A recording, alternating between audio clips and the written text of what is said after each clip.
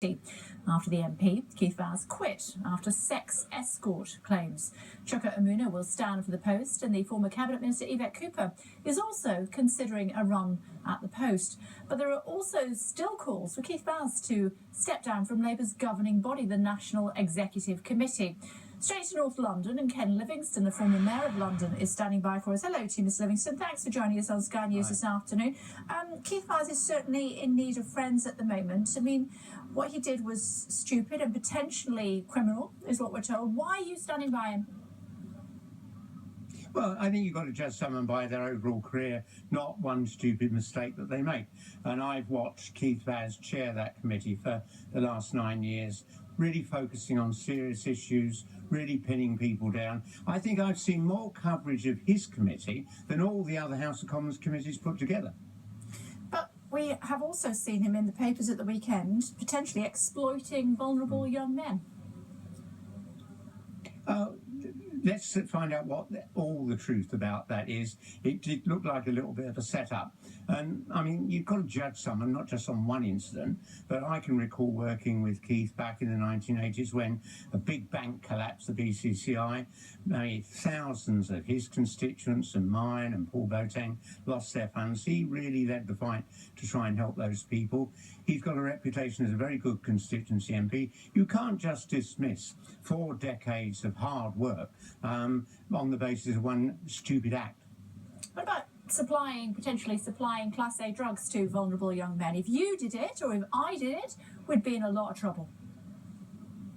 Well, let's find out what's true. I mean, think of all the things you've read about me in the papers, none of which turned out to be true. Okay, so we've seen the video. I have no idea. If it's proven to be true, then let me ask you in this way. If it's proven to be true, what should happen to him then? Well, I mean, if he's done anything illegal, the police will deal with that. But so far, the accusations are that he's done something that wasn't illegal. I've never done drugs in my life because I spent 8 years working in a cancer research unit. I know the damage that these things can do to you.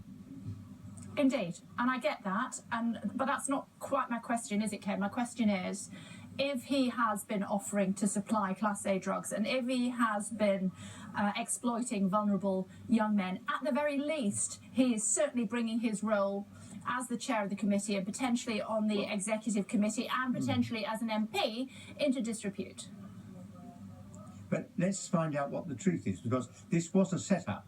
This isn't a story that a couple of young men have come along and told the press. The whole thing was set up and organised by the Sunday Mirror. And frankly, I think that it might find that he was led into saying things that he wouldn't otherwise have said. Until we can get a complete recording of the entire conversations that took place over, no doubt, several hours, we're not in a position to know whether we're being given bits and pieces in a way that is quite dishonest. But I know this because things like this have happened to me in the past. All sorts of lies and smears, and you have to take often months to actually prove that they're wrong. Let's look at then somebody like Simon Danczuk, for example. He's had the whip removed. I mean, given what you've just said, was that the correct decision? Simon was sending ridiculous texts to a very young girl who'd come to him looking for potential employment and so on. I'm not a member of the Parliamentary Labour Party. I don't know the details of all of this. That was a decision by the whips. So far, what we're looking at here is should there be any decisions by the police to investigate actually what's been going on. But come on, Ken. I mean, you're saying that about Simon Danczuk, and he's sending these text messages. When it comes to what Keith Vaz was up to, he's offering to provide allegedly poppers for these rent boys before he has sex with them. I mean, that's surely at least on a par with what Simon Danczuk did. No, there's a difference. I mean, there's a 17-year-old girl, and that was a complete, no media involvement in setting all that up. This was set up. Those young men went into that home having been briefed and prepared by the Sunday Mirror. Who knows to what extent what we're being told is true. And I have to say as well, you actually have got to judge someone by the totality of all they've done over a decade in politics, not by one stupid mistake that they make. We know where you are at the moment as far as the Labour Party is concerned. I hesitate to bring up Hitler, but it doesn't seem to be something that's going away, does it? And it's not something that you are shying away from. It's cost you dear up until now. Why don't you just apologise and then you can move on and move back potentially into frontline politics? Well, I mean, you're asking I should apologise? Yeah. For what? For talking about Hitler in the terms that you did and talking about him supporting Zionism. Well, that's a statement of historical fact. If you go to the Holocaust Memorial in Jerusalem, the Yad Vashem Holocaust Memorial, one of the pamphlets you will buy there is about that deal that was done between Hitler and the Zionists in the 1930s. And it's quite interesting. I'm now in my 5th month of suspension, and no meeting's been called for this hearing to decide whether what I said was true or not, because they know.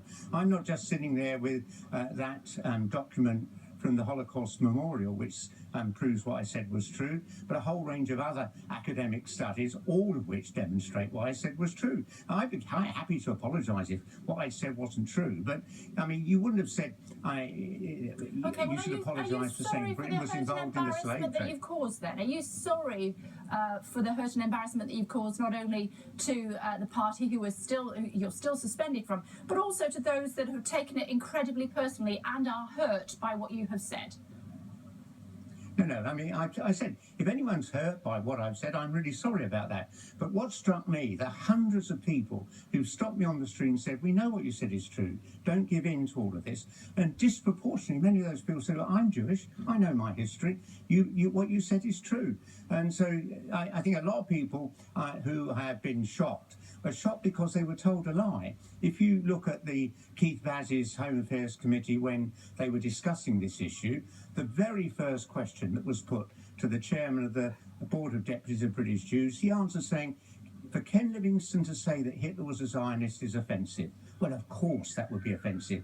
I wouldn't just apologise if I'd said that. I'd been straight off to my GP to check I was in the first stage of dementia. Hitler hated and loathed Jews, but that didn't stop him doing a deal with the Zionist movement in the 1930s. But you did say Adolf Hitler was supporting Zionism, and to that end, Marie van der Zyl, Vice President of the Board of Deputies, told the Jewish Chronicle, every day that Labour does not expel him is a stain on the party. What would you say to her in response?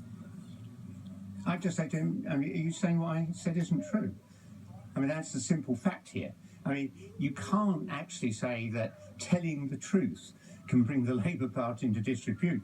I mean, not telling the truth is what brings politics into disrepute.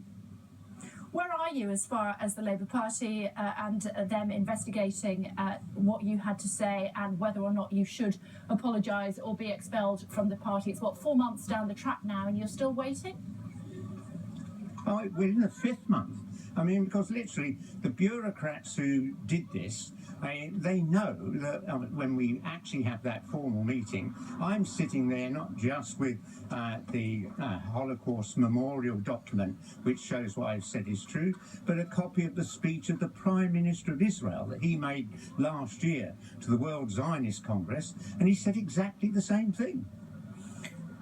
I don't think anyone's going to say the Prime Minister of Israel is anti-Semitic. Do you not want to return to frontline politics? I mean, I'm 71. I'm a retired pensioner. I'm the house husband. I look after the kids and do the shopping and all of that. I mean, I'll do anything that Jeremy and the Labour Party want me to do, which is what I said for Ed Miliband as well. Yeah, and to that end, what you have to do is say, you know what, that stuff that I said almost 5 months ago now, on reflection, I am sorry about that, and it will be better for everybody if I apologised publicly on Sky News now and we could all move on. Well, apologise for telling the truth. So I mean, you're not going to, if you're Ken? Prepared to interview... But no, why don't you go and check your facts before you interview me? You'll see what I said is true. I'm really shocked at the number of journalists who keep going on about this like you do. They've not gone online and checked to see whether it's true. It takes you about 15 minutes. And what about the Labour Party? You know, they've obviously been checking their facts as well, and they still feel that you need to be suspended until you at least apologise. They're wrong as well. No, the Labour Party didn't check the facts, and that's what's so shocking. Oh, I was suspended by the... Ken, you're saying everybody's out of step but you. But the simple fact is, what I said true or not. And, I mean, people stop me on the street, saying, look, I went online, took me 10, 15 minutes to find out. Go online and look at Norman Finkelstein's interview about this. I mean, totally defensive of what I said, and I don't think anyone's going to say Norman Finkelstein's anti-Semitic. Final thought before we let you go. Who's going to win the Labour Leadership Challenge?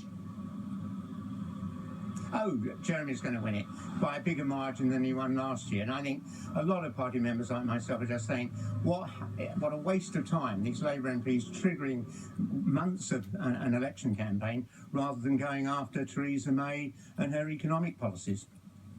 Good to talk to you. Thanks very much indeed for joining us here on Sky News this afternoon. Thank you, as always. Just had a goodbye. Karen Pollock, I think she's from the Huffington Post, just tweeting us saying, why is Sky News giving Ken Livingstone airtime? Because we live in a democracy, Karen. Still to come on the programme for you this afternoon.